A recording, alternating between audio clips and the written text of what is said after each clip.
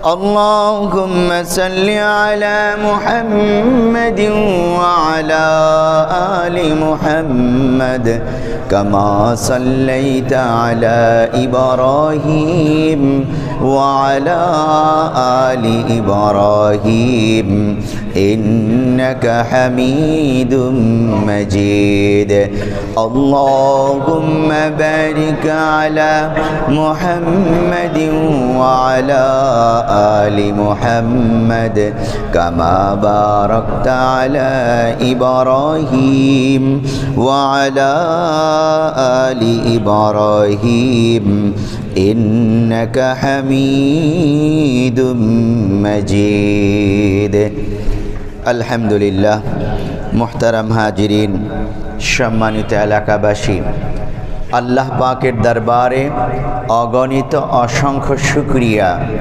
রব্বে করিম দয়া করে মেহেরবানি করে আমাদেরকে পবিত্র শুক্রবার বাইতুল মুনাব্বর জামে মসজিদে জুমার জামাতে উপস্থিত হওয়ার তৌফিক দান করেছেন এজন্য অন্তর থেকে শুকরিয়াতান বলি আলহামদুলিল্লাহ।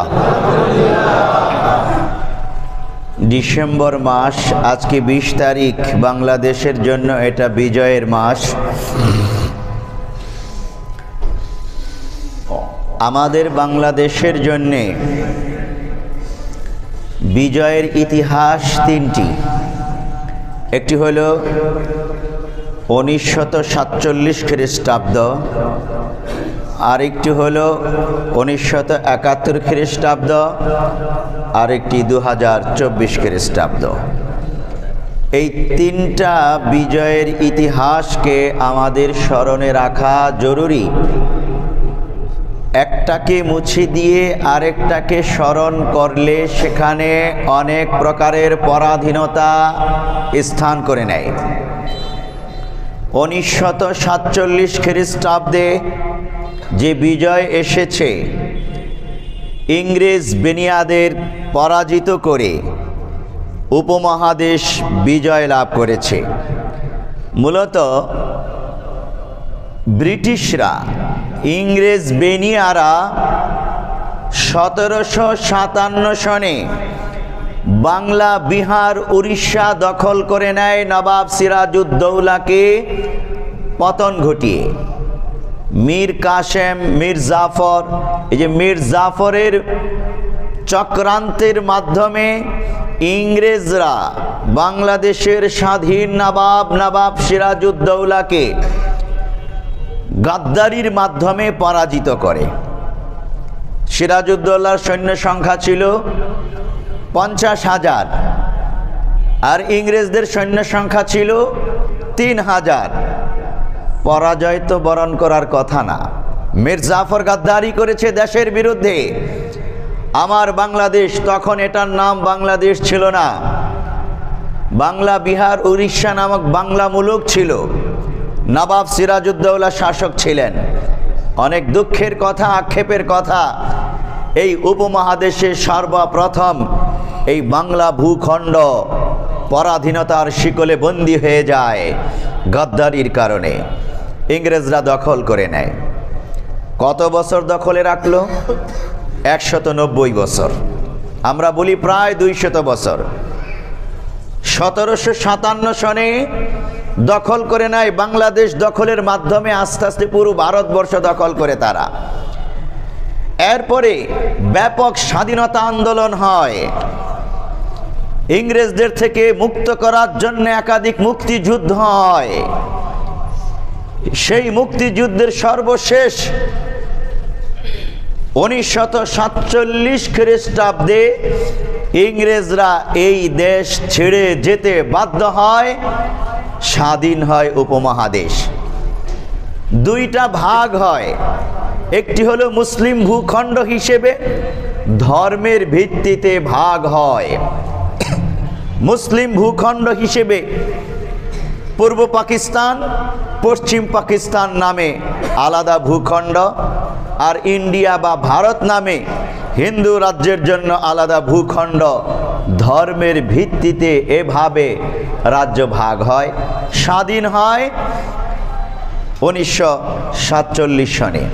তাহলে প্রায় 190 বছর পর আমরা স্বাধীনতা লাভ করি দখলদার হানাদার ইংরেজ বাহিনীর কাছ থেকে। জিজ্ঞাসা, স্বাধীনতা আন্দোলনে নেতৃত্ব দিয়েছে কারা?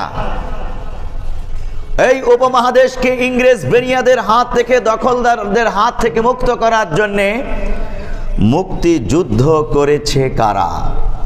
এই ইতিহাসগুলো আমাদের পাঠ্য বইয়ে নাই, পড়তে দেওয়া হয় না আমাদের সন্তানদেরকে। আপনি ইতিহাসের আকর গ্রন্থগুলো খুলুন, এমনকি খোদ ইংরেজ রাইটাররা তাদের ইতিহাসের মধ্যে সুস্পষ্টভাবে সেই তথ্যগুলো লিখেছে যে কারা স্বাধীনতা যুদ্ধ শুরু করে, স্বাধীনতা আন্দোলন শুরু করে। সেখানে ইংরেজ রাইটাররা স্পষ্টভাবে উল্লেখ করেছে স্বাধীনতা যুদ্ধ মুসলমানদের, নেতৃত্ব দিয়েছেন ওলামায়ে কেরাম, আর শক্তি, জিহাদের যুদ্ধের শক্তি তারা সঞ্চয় করে কোরআন থেকে। ডক্টর উইলিয়াম লি স্পষ্টভাবে রিপোর্ট পেশ করেছে ব্রিটিশ রানীর কাছে যে এই যে স্বাধীনতা আন্দোলন হয়েছে এটা মুসলমানদের আন্দোলন ছিল, নেতৃত্ব দিয়েছে আলেমরা, আর এই জিহাদের শক্তি স্পিরিট তারা পেয়েছে কোরআন থেকে। যার ফলশ্রুতিতে ব্যাপকভাবে আলেমদেরকে হত্যা করতে শুরু করে ইংরেজ বেনিয়ারা।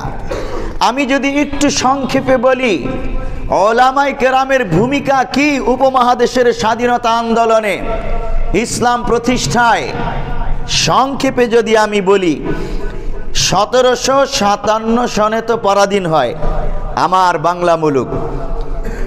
1764 সনে সর্বপ্রথম স্বাধীনতা যুদ্ধ শুরু করেন মীর কাসেম। বক্সারের যুদ্ধে তিনি পরাজয় বরণ করেন এই স্বাধীনতা যুদ্ধ করতে গিয়ে। মুসলমান তিনি, বাংলা মুলুকের তিনি, নেতৃত্ব দেন তিনি, হিন্দুরা নয়। 1774 সনে হাফেজ রহমত খান মিরনপুর কাটারার যুদ্ধে তিনি শাহাদাত বরণ করেন স্বাধীনতা যুদ্ধে ইংরেজদের বিরুদ্ধে লড়াই করতে গিয়ে। তিনি একজন কোরআনের হাফেজ ছিলেন, নামই হাফেজ রহমত খান। স্বাধীনতা আন্দোলনে শহীদ হয়ে যান। 1799 খ্রিস্টাব্দে ফতেহ আলী টিপু, যাকে আমরা টিপু সুলতান বলি, তিনি একজন আলেম ছিলেন, পাগড়ি পরা ছিলেন মাথায়, গায়ে জুব্বা পরতেন, চাপদাড়ি ছিল। যদিও ভারতবর্ষে তাকে চিত্রায়িত করা হয়েছে দাড়ি মুন্ডিত অবস্থায় একজন জেন্টেলম্যান হিসেবে, না, তিনি একজন আলেম ছিলেন। তৎকালীন যুগে ফিকহ, হাদিস, তাফসির পড়ুয়া একজন বিজ্ঞ শিক্ষিত ব্যক্তি ছিলেন টিপু সুলতান, যার কোনোদিন নামাজ কাজা হয়নি, তাহাজ্জুদ নামাজ ছুটেনি। স্বাধীনতা যুদ্ধে ইংরেজ বিরোধী লড়াইয়ে বীর দর্পে লড়াই করেছেন। অবশেষে একাধিকবার লড়াই করতে করতে 1799 খ্রিস্টাব্দে মালভীর যুদ্ধে তিনি শাহাদাত বরণ করেন। তিনি যখন শাহাদাত বরণ করেন, তরবারিটা তার হাতে তখনও ছিল, শক্ত হয়ে লেগে গেছে। ইংরেজ অফিসার তার হাত থেকে তরবারি নিতে চায়, নিতে পারে না, লেগে আছে শক্ত হয়ে। ইংরেজ অফিসার ওই টিপু সুলতানের লাশটাকে স্যালুট জানায়, কারণ বহু যুদ্ধে এই টিপু সুলতান ইংরেজ বাহিনীকে পরাজিত করেছে স্বাধীনতা যুদ্ধে। 1803 খ্রিস্টাব্দে আমির খান, হোলকার খান দিল্লির যুদ্ধে ইংরেজ বিরোধী স্বাধীনতা মুক্তিযুদ্ধ করে, কিন্তু সৈন্য সংখ্যা অল্প ছিল, পরাজয় বরণ করে। স্বাধীনতা যুদ্ধ বন্ধ রাখে নাই মুসলমানরা। 6 খ্রিস্টাব্দে শাহ আব্দুল আজিজ মুহাদ্দিস দেহলভী রহমতুল্লাহ আলাইহি পুরো ভারতবর্ষকে দারুল হার্ব ঘোষণা করেন। শত্রু কবলিত এলাকা মুক্ত করতে হবে মুসলিম এই ভূখণ্ডকে কাফেরদের হাত থেকে। অতএব প্রত্যেক প্রাপ্তবয়স্ক মুসলমান যার যার অবস্থান থেকে স্বাধীনতা যুদ্ধে ঝাঁপিয়ে পড়া ফরজ আইন, এই ফতোয়া দেন। অগ্নিস্ফুলিঙ্গের মতো এই ফতোয়া ছড়িয়ে পড়ে পুরো ভারতবর্ষে। আপনারা বুঝে থাকলে বলুন, আলেম ওলামার ফতোয়া অনুসরণ করে কি মুসলমানরা না হিন্দুরা? মুসলমানরা। এই ফতোয়া অগ্নিস্ফুলিঙ্গের মতো মুসলমানদের হৃদয়ের মধ্যে আগুন জ্বালিয়েছে, স্বাধীনতা যুদ্ধের আগুন। তারা আবার ময়দানে নেমে পড়ে, একের পর এক যুদ্ধ করে পরাজিত হয়, আবার ময়দানে নামে। এবার আটো সাঁটো বেঁধে নামে। মাওলানা সৈয়দ আহমদ বেরেলভী রহমতুল্লাহ আলাইহি তিনি দীর্ঘ সাধনা করেন। চূড়ান্ত একটি যুদ্ধ দরকার, স্বাধীনতা যুদ্ধ, পুরো ভারতবর্ষে খেলাফত প্রতিষ্ঠা করা দরকার। তিনি দীর্ঘ 20 বছর এই ফতোয়ার পরে দীর্ঘ 20 বছর তিনি আরবে ছিলেন, সৌদি আরবে ছিলেন, শিক্ষা দীক্ষা অর্জন করে এসেছেন।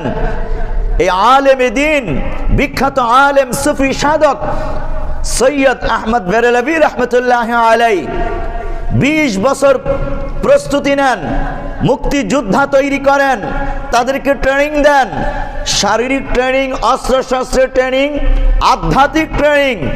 যুদ্ধের ময়দান থেকে যেন পালিয়ে না যায়, কারো উপর যেন জুলুম না করে, ইসলাম প্রতিষ্ঠার জন্য জীবনকে যেন বিলিয়ে দিতে পারে, পাক্কা মর্দে মুমিন হিসেবে গড়ে তোলার জন্য তাজকিয়াতুন নফসের প্রশিক্ষণ, অস্ত্রের প্রশিক্ষণ, সামরিক প্রশিক্ষণ, সব কিছু দিয়ে একটি সেনাবাহিনী গঠন করে। এভাবে মাদ্রাসার বড় বড় ছাত্র যারা এই সেনাবাহিনীতে যুক্ত হয়, আলেম ওলামা এই সেনাবাহিনীতে যুক্ত হয়, বড় বড় আলেমরা এই সেনাবাহিনীতে যুক্ত হয়, সাধারণ আপামর মুসলিম জনতা, ধর্মপ্রাণ মুসল্লিরা এই সেনাবাহিনীতে যুক্ত হয়।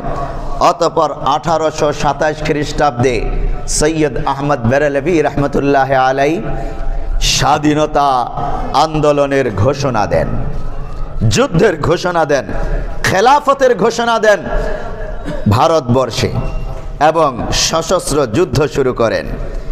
একের পর এক লড়াই করতে থাকে। 4-5 বছর যাবৎ লড়াই করতে করতে বিভিন্ন সেক্টরে ইংরেজদেরকে একের পর এক পরাজিত করে, এক এক এলাকা দখল করে, ওখানে প্রশাসক কায়েম করে, খেলাফত প্রতিষ্ঠা করে, আদালত প্রতিষ্ঠা করে, ইসলামী আদালত। এভাবে ভারতবর্ষে আবার শুরু হয় ইসলামী খেলাফতের যুগ। এর আগে মুঘলদের যুগ ছিল, সেগুলো থেকে ইংরেজরা কেড়ে নিয়েছে। আবার সৈয়দ আহমদ বেরেলভী রহমতুল্লাহ আলাইহি খেলাফতের যুগ ফিরিয়ে আনেন ভারতবর্ষে। 4-5 বছর যাবৎ চলতে থাকে ব্যাপকভাবে। 1831 খ্রিস্টাব্দে বালাকোটের যুদ্ধে সৈয়দ আহমদ বেরেলভী এবং শাহ ইসমাইল শহীদ রহমতুল্লাহ আলাইহি, আপনারা বালাকোট যুদ্ধের ইতিহাস জানেন। সেখানে শিখ গাদ্দাররা ইংরেজদের সাথে আতাত করে এবং কিছু মূর্তি পূজক ইংরেজদের সাথে আতাত করে। এভাবে বালাকোটের প্রান্তরে ফজরের নামাজ পড়তেছিলেন, এই নামাজরত অবস্থায় হামলা করে, রক্তাক্ত করে, আহত করে, শহীদ করে দেয় এই মুক্তিযোদ্ধা মুজাহিদদেরকে।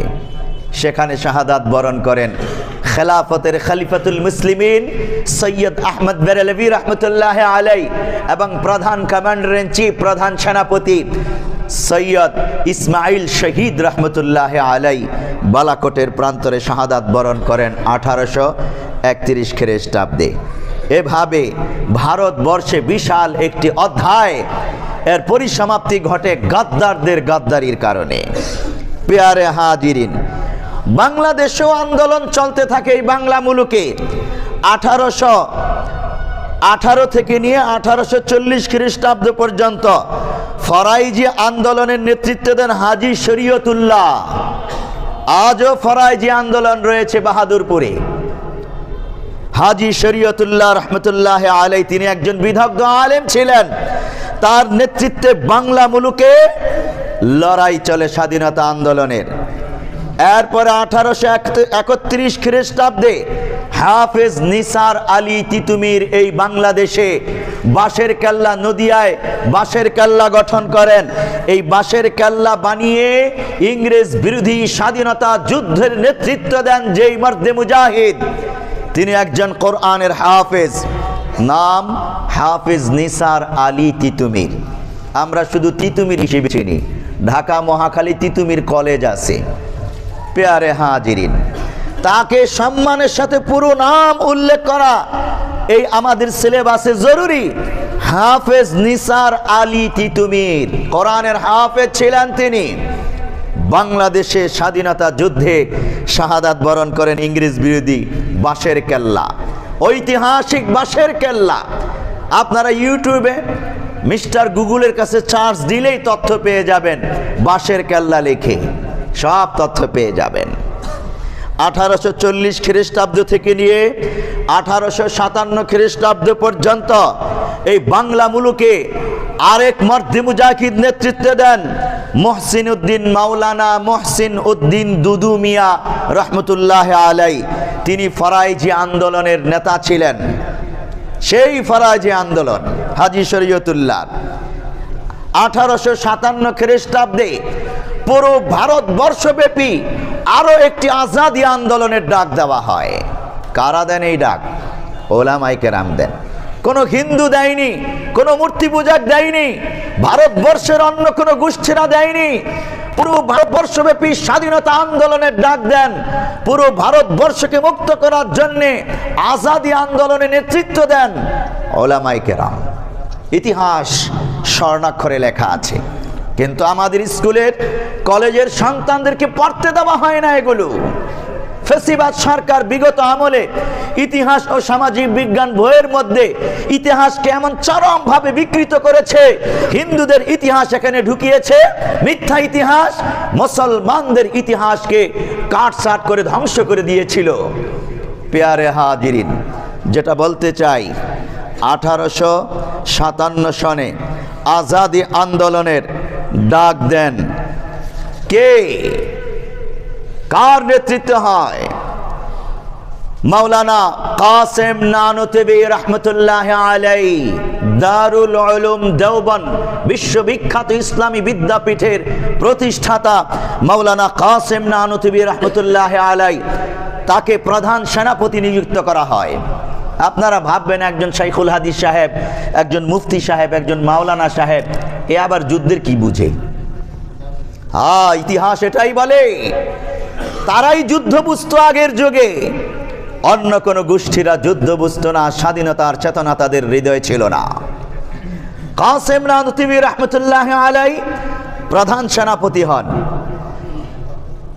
হাজী এমদাদুল্লাহ মহাজের মক্কি রহমতুল্লাহ আলাইহিকে খলিফাতুল মুসলিমিন ঘোষণা করা হয়, রাষ্ট্রের প্রধান ঘোষণা করা হয়। মাওলানা মুফতি রশিদ আহমদ গঙ্গহি রহমতুল্লাহ আলাইহিকে প্রধান বিচারপতি নিযুক্ত করে একটি অস্থায়ী সরকার রাষ্ট্র ঘোষণা করে যুদ্ধ শুরু করে, স্বাধীনতা যুদ্ধ আলেমদের নেতৃত্বে। এভাবে 1857 সনে আজাদি আন্দোলন শুরু হয়ে যায়। বাংলাদেশে একটি সেন্টার হয়, একটি সেক্টর এই স্বাধীনতা যুদ্ধের। এই বাংলাদেশের স্বাধীনতা যুদ্ধের সেক্টরের নেতৃত্ব দেন মহসিন উদ্দিন, মাওলানা মহসিন উদ্দিন দুদু মিয়া। ইংরেজরা 1857 সনেই যুদ্ধ শুরু হয়। যুদ্ধরত অবস্থায় 1857 সনেই তাকে গ্রেফতার করে ইংরেজরা, কারাগারে বন্দী করে তাকে।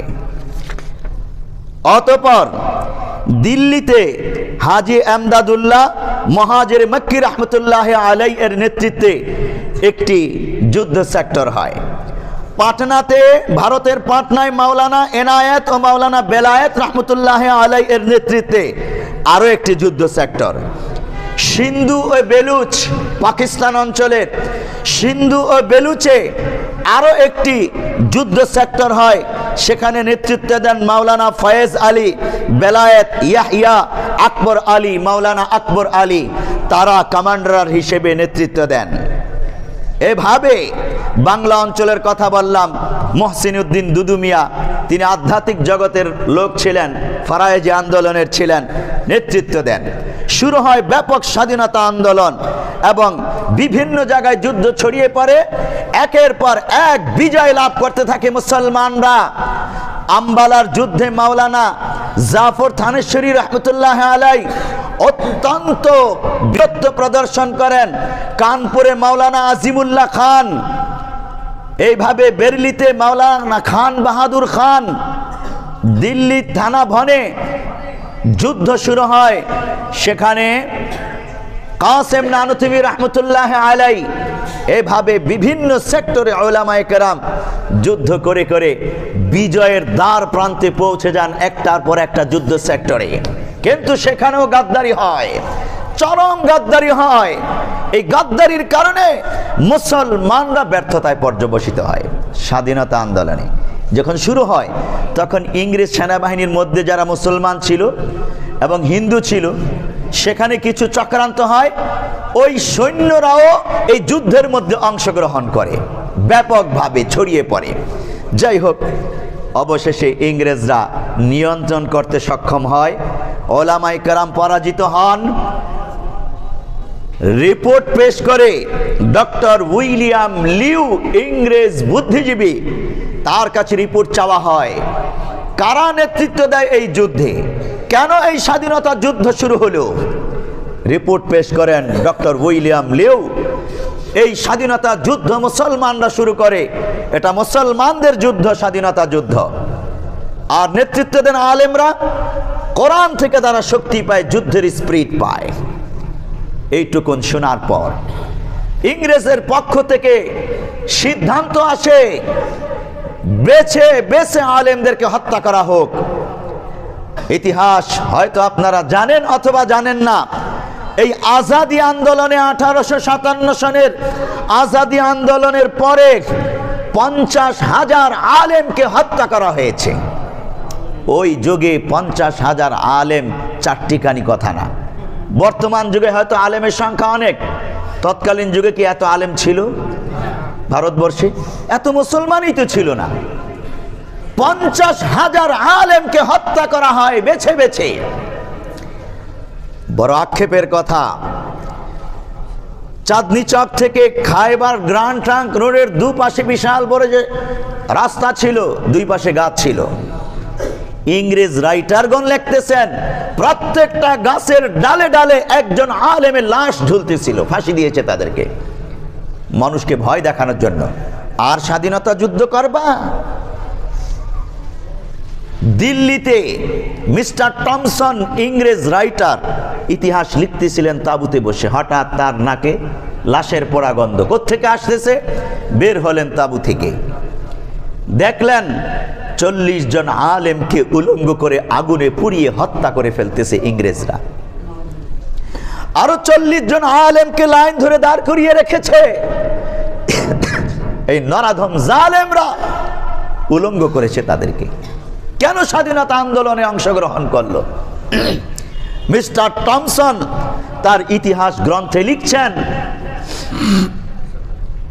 প্রত্যেক আলেমকে ইংরেজ অফিসার জিজ্ঞেস করতেছে, তুমি বলো যে স্বাধীনতা আন্দোলনে তুমি ছিল না, সমর্থন করো না, তোমাকে ছেড়ে দেব, অন্যথায় ওই যে আগুনে পুড়ে মরতেছে ওদের মতো তোমাকে আগুনে ফেলা হবে।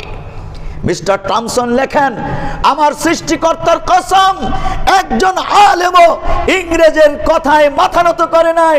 প্রত্যেক আলেম দীপ্ত কণ্ঠে বলেছে, আমরা স্বাধীনতা আন্দোলনে অংশগ্রহণ করেছি, আমরা সমর্থন করি।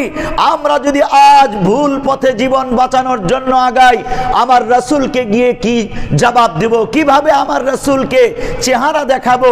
ইসলামী ভূখণ্ডের জন্য আমরা স্বাধীনতা যুদ্ধ করেছি, শহীদ হয়ে যাব, মিথ্যা বলবো না।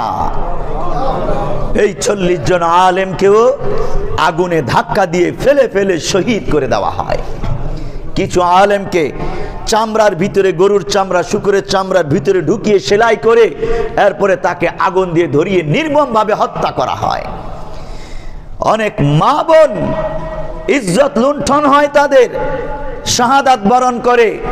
আলেম পরিবারের অনেক পর্দানশীল নারী, তাদের ইজ্জত লুণ্ঠন হয়। আপনারা শুধু ৭১ সনের মুক্তিযুদ্ধের ইজ্জত লুণ্ঠনের ইতিহাস পড়েন, তার আগের পর্দানশীল আলেম পরিবারের নারীদের ইজ্জত লুণ্ঠনের ইতিহাস আপনারা জানেন না। সেটা আমাদের প্রথম স্বাধীনতা যুদ্ধের স্বাধীনতা বা বিজয় দিবস। পেয়ারে হাজিরিন, সম্ভ্রম বাঁচানোর জন্যে একজন মুসলিম নারী, নিজের সম্ভ্রম বাঁচানোর জন্য পর্দানশীল একজন মুসলিম নারী কূপের মধ্যে ঝাঁপিয়ে পড়ে আত্মহত্যা করে। স্ত্রীকে বাঁচানোর জন্য স্বামীও ঝাঁপিয়ে পড়ে, কিন্তু সেও শেষ হয়ে যায়। এই রকম ইতিহাস। অবশেষে ৫০,০০০ আলেমদের শাহাদাতের বিনিময়ে, লক্ষ লক্ষ মুসলমানদের শাহাদাতের বিনিময়ে ওই স্বাধীনতা যুদ্ধ আজাদি আন্দোলন নামে ইতিহাসের খাতায় লিপিবদ্ধ হয়। আজও আপনারা আজাদি আন্দোলন, ১৮৫৭ সনের আজাদি আন্দোলন, এটাকে সিপাহী বিদ্রোহ বা সিপাহী বিপ্লব বলে কোনো ইতিহাসে লেখে না। এটা ভুল কথা। এটা সিপাহী বিদ্রোহ ছিল না, এটা ১৮৫৭-এর স্বাধীনতা আন্দোলন ছিল। সিপাহীরা বিদ্রোহ করে এই আন্দোলনে অংশগ্রহণ করে। পেয়ারে হাজিরিন, এই তো গেল স্বাধীনতা আন্দোলনের কথা। এরপরে দীর্ঘ ইতিহাস আছে। ১৮৬৬ সনে মাওলানা কাসেম নানতুবি রহমতুল্লাহ আলাইহি দারুল উলুম দেওবন্দ প্রতিষ্ঠা করেন। তিনি দেখলেন আমরা যে পরাজিত হয়েছি, কিন্তু ইংরেজ বিরোধী স্বাধীনতা আন্দোলন চালানোর জন্য মর্দে মুজাহিদ দরকার, শিক্ষিত মর্দে মুজাহিদ। ভারতবর্ষে সমস্ত মাদ্রাসা বন্ধ করে দিয়েছে ইংরেজরা, শুধু এই বাংলাদেশে ৮০,০০০ মাদ্রাসা ছিল, সব বন্ধ করে দিয়েছে। আলেম তৈরি হবে কোত্থেকে? সন্তানরা শিখবে কোত্থেকে কোরআন হাদিস? দারুল উলুম দেওবন্দ প্রতিষ্ঠা করেন ১৮৬৬ সনে। সেখান থেকে আবার আস্তে আস্তে তৈরি হয় ইংরেজ বিরোধী স্বাধীনতা যুদ্ধের সৈনিক ওলামায়ে কেরাম। মাওলানা মাহমুদুল হাসান দেওবন্দি রহমতুল্লাহ আলাইহি দারুল উলুম দেওবন্দের প্রথম ছাত্র, একাধিক স্বাধীনতা আন্দোলনে অংশগ্রহণ করেন, ইংরেজদেরকে কাঁপিয়ে তোলেন তিনি। স্বাধীনতা আন্দোলনে নেতৃত্ব দেন হুসাইন আহমদ মাদানী রহমতুল্লাহ আলাইহি। তাকে বারবার একাধিকবার কারাগারে বন্দী করে ইংরেজরা। ২২ বছর তিনি ইংরেজদের কারাগারেই বন্দী ছিলেন বিভিন্ন সময়ে। কয় বছর? ২২ বছর। মাথা নত করেছেন? দমে গেছেন? না, একের পর এক তিনি আন্দোলনে নেতৃত্ব দেন, স্বাধীনতা আন্দোলনে নেতৃত্ব দেন। তার কণ্ঠ এত তেজোদ্দীপ্ত ছিল, তার বিরুদ্ধে দেখা মাত্রই গুলির নির্দেশ ছিল। ইংরেজ সৈন্যরা তাকে দেখলেই গুলি করবে।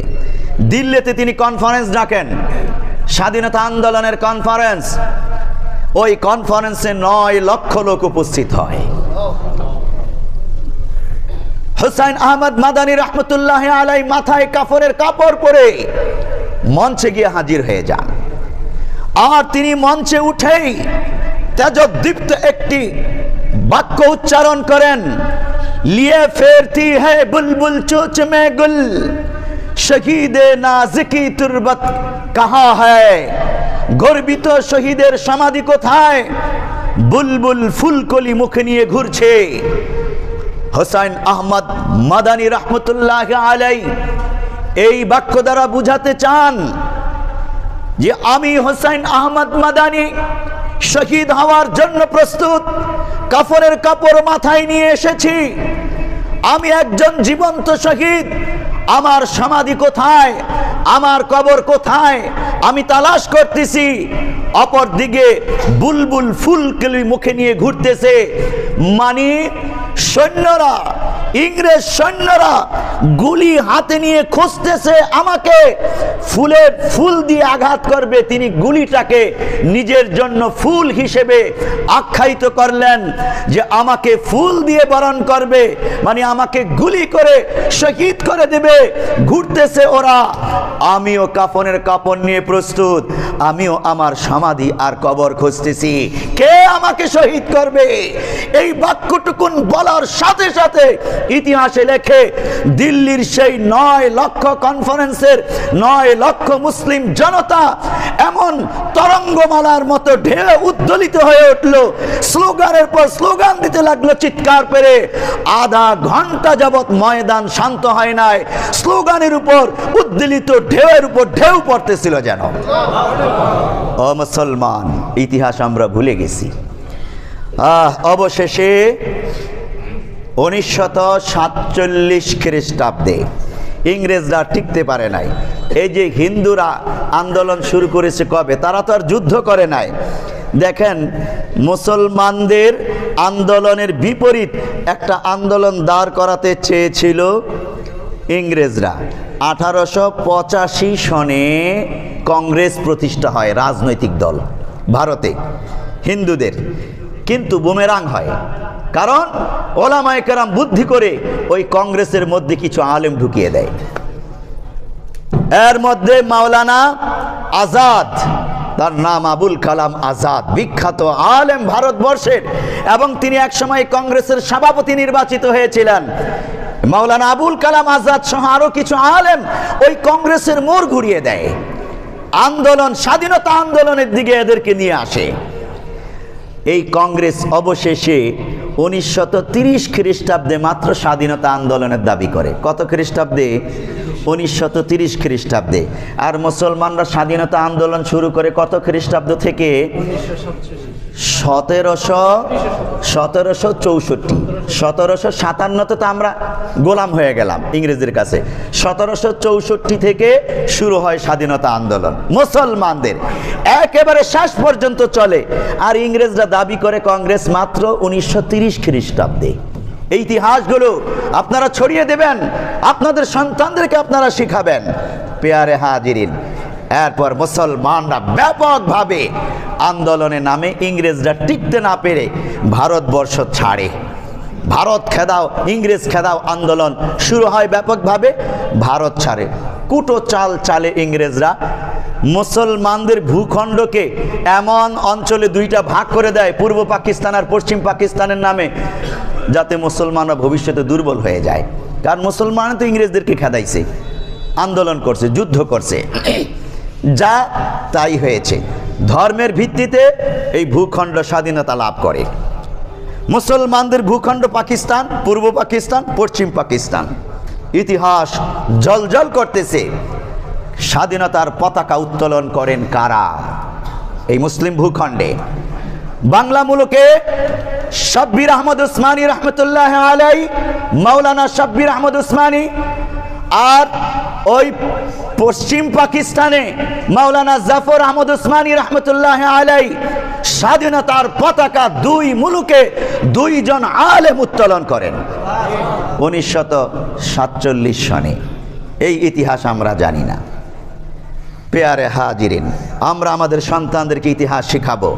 মুক্তিযুদ্ধের ইতিহাস, 1971-এর ইতিহাস, এই বিজয়ের ইতিহাস তখনই সার্থক হবে যখন আমরা 1947-এর ইতিহাসকে স্মরণে রাখবো, কারণ ওটা আমাদের শিকড়। আর 1971-এর বিজয় আমাদের স্তম্ভ, আর 2024-এর বিজয় আমাদের অস্তিত্ব। এই কথাগুলো আমরা মনে রাখবো ইনশাআল্লাহ। ওলামায়ে কেরাম ধর্মকে টিকিয়ে রাখার জন্যে তারা ভূমিকা রেখেছেন। বিভিন্নভাবে তারা ইসলাম ধর্মের শিক্ষা দীক্ষা ছড়িয়ে দিয়েছেন। সাধারণ মুসলমান যারা দিন ভুলে গেছে তাদের জন্য দাওয়াত ও তাবলীগ এর একটি বরকতপূর্ণ সংগঠন চালু করেছেন। এই দারুল উলুম দেওবন্দের সূর্য সন্তান মাওলানা ইলিয়াস রহমতুল্লাহ আলাই, হোসেন আহমদ মাহমুদুল হাসান দেওবন্দি রহমতুল্লাহ আলাই এর ছাত্র দারুল উলুম দেওবন্দের ছাত্র এই মাওলানা ইলিয়াস রহমতুল্লাহ আলাই, তিনি সাধারণ মানুষ যারা ইসলাম জানে না, বুঝে না, কালিমা জানে না, নামাজ বুঝে না, এদেরকে দিনদার বানাবার জন্যে তাবলিগের সূচনা করেন 1926 খ্রিস্টাব্দে ভারতের মেওয়াত অঞ্চলে। ওখান থেকে দাওয়াত ও তাবলিগের সূচনা করেন। কেন করেন? দেখুন, ওই সময়ে এই ইলিয়াস রহমতুল্লাহ আলাই এর শাগরেদ মাওলানা আবুল হাসান আলী নদভী রহমতুল্লাহ আলাই, তিনি কাকরাইলে বয়ান করতেছিলেন। ওই বয়ানে তিনি বলতেছিলেন যে আবুল হাসান আলী নদভী হলো আমার লাউড স্পিকার। অনেক বড় আলেম ছিলেন, অনেক ভাষণ দিতে পারতেন, এই জন্য তাকে লাউড স্পিকার বলা হয়েছে। বলতেছেন আবুল হাসান আলী নদভী, ইলিয়াস রহমতুল্লাহ আলাই দাওয়াত ও তাবলীগের কাজ কেন শুরু করেছিলেন? তিনি বলতেছেন, এই কাজ এই জন্যই আমি শুরু করেছি যে আম লোক, সাধারণ মানুষ ওলামায়ে কেরাম থেকে দূরে সরে গেছে, যার কারণে দিনের ব্যাপারে অজ্ঞতা বৃদ্ধি পাচ্ছে ব্যাপক। মানুষের এই অজ্ঞতা ও দিন বিমুখিতা দূর করার একটাই উপায়, তা হলো তাদেরকে ওলামামুখী করে তোলা। কারণ দিন, ইমান, ইসলাম ওলামায়ে কেরামের কাছে আছে, কোরআন হাদিসের জ্ঞান ওলামায়ে কেরামের কাছে আছে। কিন্তু সেটা কিভাবে করা যাবে? তাদের অন্তরে পিপাসা নেই, দিন সম্পর্কে জানার চাহিদা নেই। তাদের অন্তরে পিপাসা জন্মানোর উদ্দেশ্যেই আমি এই দাওয়াত ও তাবলীগের কাজ শুরু করলাম। এই কাজে বের হওয়ার পর মানুষ তার অজ্ঞতার ব্যাপারে জানতে পারলো, অতঃপর পিপাসা তৈরি হলো, ফলে আলেমদের কাছে আসতে শুরু করলো এবং তারা দিন শিখতে লাগলো, তাদের সন্তানদেরকেও আলেম বানাতে লাগলো। এভাবে দাওয়াত ও তাবলীগের একটি ঈমানি আন্দোলনের মাধ্যমে শুধু ভারতবর্ষ নয়, পুরো বিশ্বব্যাপী সাধারণ মুসলমানদেরকে ঈমান আমলের রাস্তায় নিয়ে এসেছেন মাওলানা ইলিয়াস রহমতুল্লাহ আলাই। আমাদের জন্য অনেক বড় নিয়ামত এই দাওয়াত ও তাবলীগ। প্রতি বছর বাংলাদেশে যার বিশ্ব ইজতেমা হয়, সৌভাগ্য আমাদের জন্যে আমাদের দেশেই বিশ্ব ইজতেমা হয়। ইজতেমা শুরু হয় 1946 সনে সর্বপ্রথম কাকরাইল মসজিদে, এরপরে 1966 সনে এই টঙ্গীতে, এরপর থেকে টঙ্গীতে বিশ্ব ইজতেমা হয়ে আসতেছে। প্রথম আমির দাওয়াত ও তাবলীগের ইলিয়াস কান্দালভী রহমতুল্লাহ আলাই, দ্বিতীয় আমির তার ছেলে মাওলানা ইউসুফ কান্দালভী রহমতুল্লাহ আলাই, তৃতীয় আমির নাতি মাওলানা এনামুল হাসান রহমতুল্লাহ আলাই। তিনজন পরপর নেতৃত্ব দেন, সারা পৃথিবী ঐক্যবদ্ধ ছিল। এরপরে একক কোনো আমির ছিল না, শুরা নিজামের মাধ্যমে পৃথিবীতে দাওয়াত ও তাবলীগ চলতো। একের পর এক শুরাই নিজামের তারা ইন্তেকাল করে, এরপরে রয়ে যায় 3-4 জন। এর মধ্যে একজন ছিলেন এই সাদ কান্দালভী। বর্তমান এতাতি যারা দাবি করে, সাদ অনুসারী দাবি করে, তাদের আমির সাদ কান্দালভী, ইনি একজন ছিলেন। ইনি আমির ছিলেন না, কারণ একটা মজমা শুরার মাধ্যমে চলতো। কিন্তু পরবর্তীতে তার মাধ্যমে এমন কিছু ভুল প্রকাশিত হয়, ঈমান বিধ্বংসী ভয়ঙ্কর কিছু তথ্য বের হয়, নবীদের বিপক্ষে এমন এমন কিছু কথা বলতে শুরু করেন, ইসলামের স্বতঃসিদ্ধ মীমাংসিত মাসআলাগুলোর ব্যাপারে এমন এমন বক্তব্য দেন, এমন কিছু ধ্যান ধারণা ছড়িয়ে দিতে লাগলেন দাওয়াত ও তাবলীগে যা অতীতে কখনোই ছিল না। যেই ধ্যান ধারণাগুলো প্রতিষ্ঠিত হলে দাওয়াত ও তাবলীগ নষ্ট হয়ে যাবে, উম্মত বিপদগামী হবে, গোমরাহ হবে। একের পর এক তাকে সতর্ক করে দারুল উলুম দেওবন্দ, যেখান থেকে দাওয়াত ও তাবলীগের সূচনা। একের পর এক লোক পাঠায়, চিঠি দেয়, সংশোধন করার চেষ্টা করে, কিন্তু হয় না, এই হয় এই হয় না। এভাবে চলতে চলতে অবশেষে যখন দেখলেন ভয়ঙ্কর অবস্থায় পৌঁছে গেছে, উম্মতকে সঠিক রাস্তায় রাখার জন্য সতর্ক করা দরকার, তখন সাদ কান্দালভীর বিপক্ষে দারুল উলুম দেওবন্দ ফতোয়া জারি করে সে এই কারণে গোমরা, তার অনুসরণ করা যাবে না।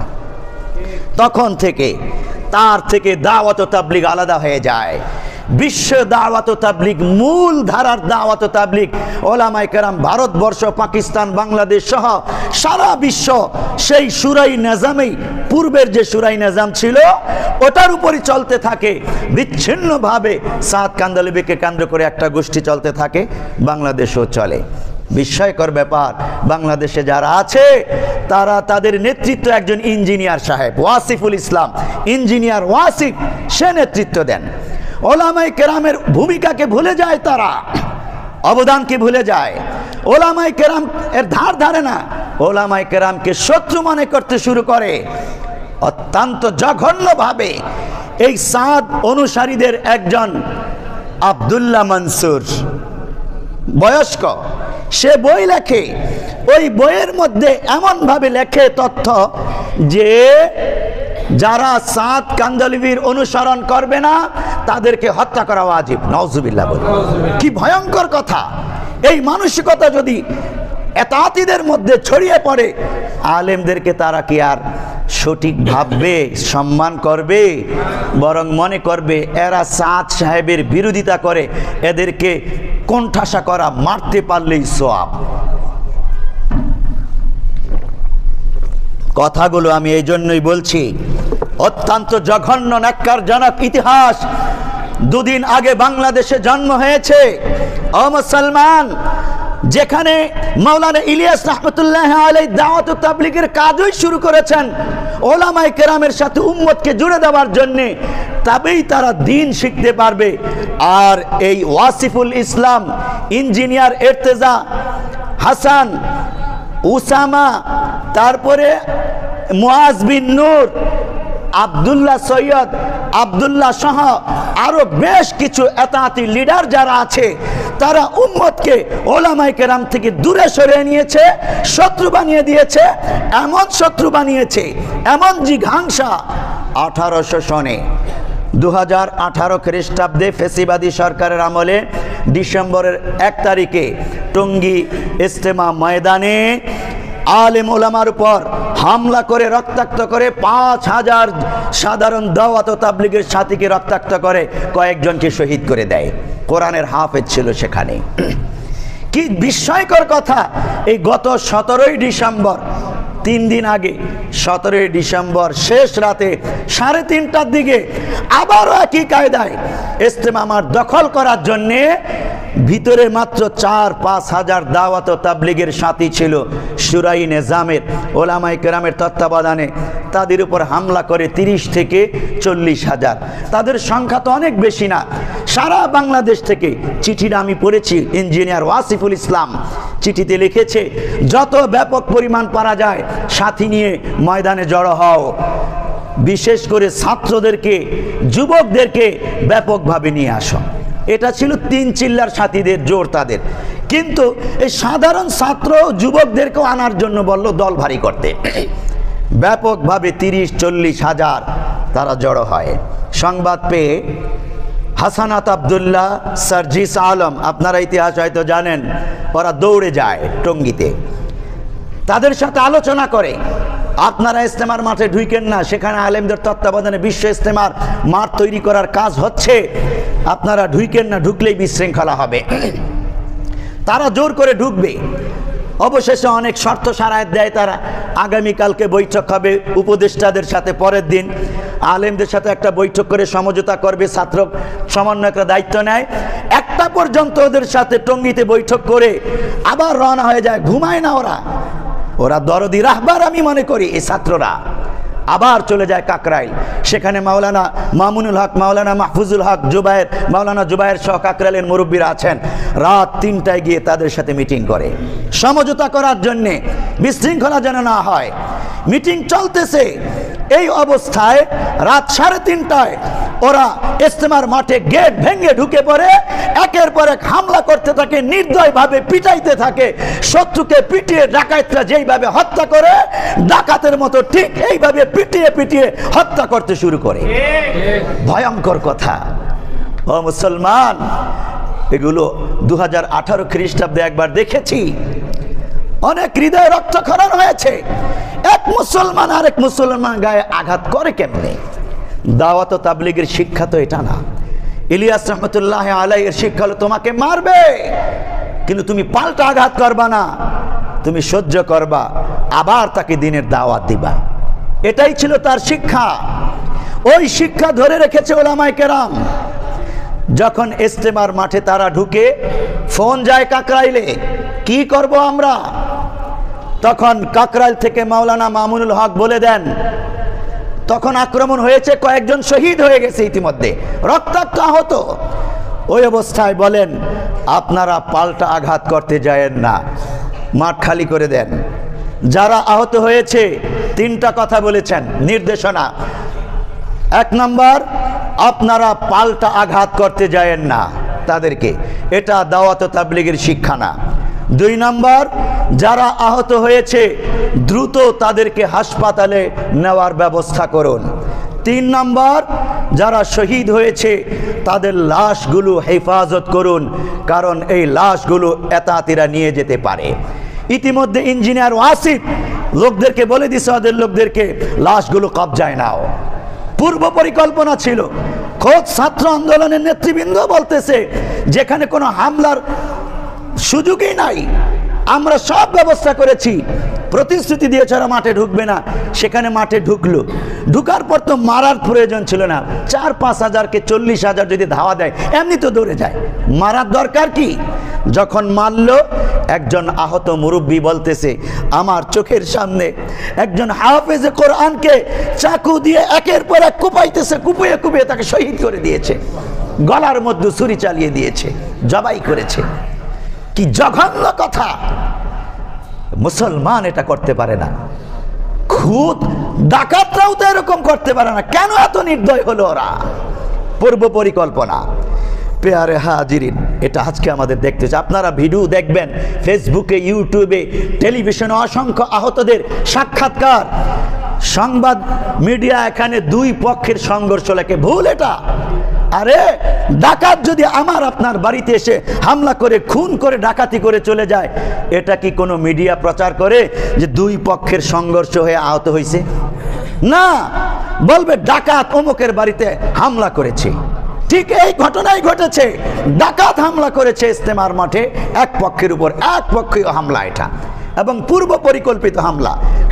কয়েক শত লাশ ফেলানোর উদ্দেশ্য ছিল, লাশগুলো নিজেদের কবজায় নেওয়ার উদ্দেশ্য ছিল, ওলামায়ে কেরামের উপর দোষ চাপিয়ে দেওয়ার উদ্দেশ্য ছিল, বিশ্ব ইজতেমা বন্ধ করে দেওয়ার উদ্দেশ্য ছিল। কারণ সাদ কান্দালিবিকে তারা বাংলাদেশে ইজতেমায় আনতে পারে না, যে ইজতেমায় সাদকে আনতে পারবে না, ওই ইজতেমায় দরকার নাই, বন্ধ করে দেব। সরকার ভয় পেয়ে যেন বন্ধ করে দেয়, এই পরিকল্পনায় এই হামলা চালানো হয়েছে।